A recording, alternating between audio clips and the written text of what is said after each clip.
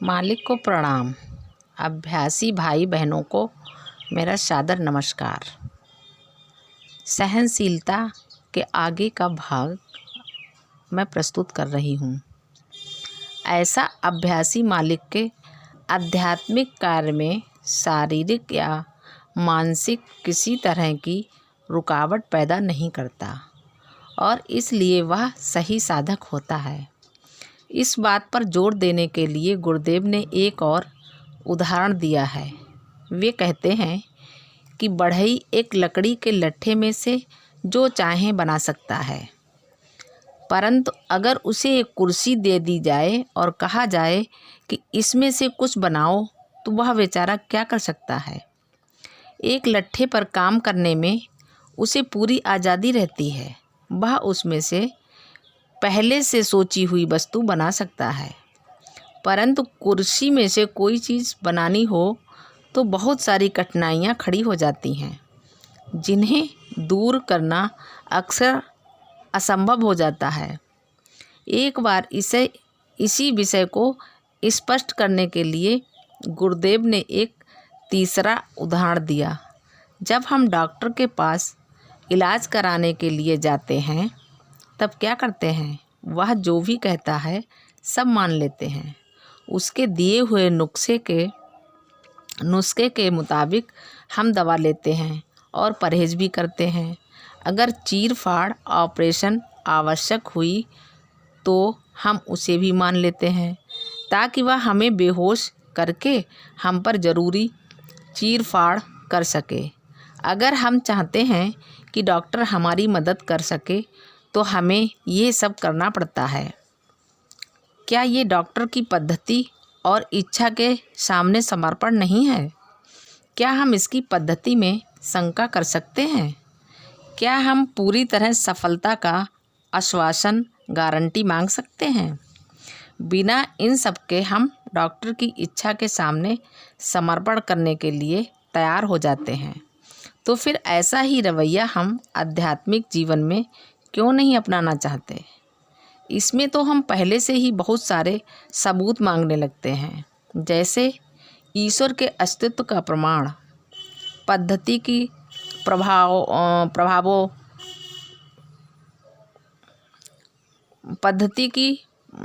प्रमाण आदि आदि। गुरुदेव का कहना है कि ये सिर्फ गलत ही नहीं बल्कि बेतुका भी है। गुरुदेव ने यह भी कहा, मान लो मैं सबूत देना चाहूँ तो कितने लोग ऐसे हैं जो उस सबूत को समझ पाएंगे।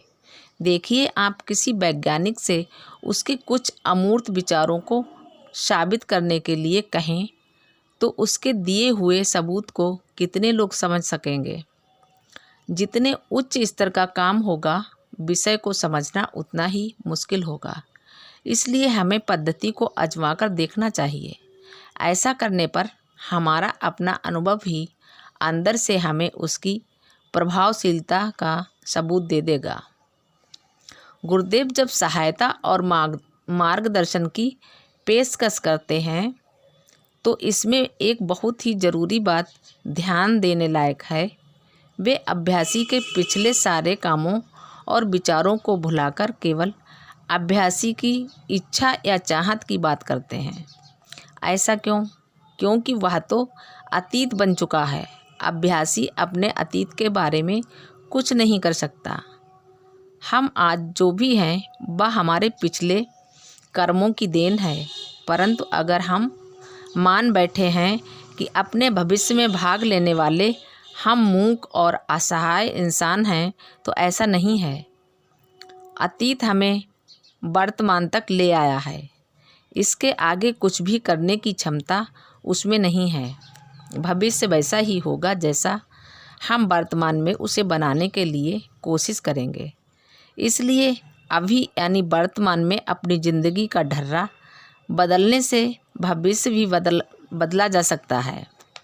अतएव गुरु हमें यही सिखाते हैं कि अतीत की चिंता बिल्कुल मत करो, बल्कि वर्तमान के बारे में सोचो। बेहतर तो ये होगा कि वर्तमान में कुछ कोशिश करो। डॉक्टर का उदाहरण ही फिर से ले लें तो वह अतीत की डोह केवल इसलिए लेता है ताकि अभी जो रोग है उसके कारण ढूंढे जा सके। उसका सारा काम चिकित्सा, रोग निवारण, स्वास्थ्य लाभ कराना वर्तमान में ही किया जा सकता है। अगर डॉक्टर रोगी को अतीत के उन कामों के लिए दोष देने लगे जिनकी वजह से आज वह इस हाल में पहुंचा है, तो उससे कुछ हासिल नहीं होगा। अच्छा डॉक्टर तो चुपचाप रोगी की जांच पड़ताल करके उसकी बीमारी दूर करने का काम शुरू कर देता है। गुरुदेव का आध्यात्मिक कार्य भी इसी तरह किया जाता है। उनकी नज़रों में हमारे अतीत का भले ही कुछ महत्व हो, परंतु हमारे लिए उसका कोई महत्व नहीं है। उल्टे उस पर सोचते रहने से छापे और भी गहरी और मजबूत होकर इतने ठोस संस्कार का रूप ले लेंगी कि उन्हें साफ करना मुश्किल हो जाएगा। इसलिए अपना अतीत पूरी तरह गुरुदेव के चरणों में समर्पित करके उसे भुला देना बहुत ज़रूरी है। हमें तो वर्तमान में उनके बताए तरीके से जीना है ताकि हमारा भविष्य वैसा ही बन सके जैसा वे बनाना चाहते हैं।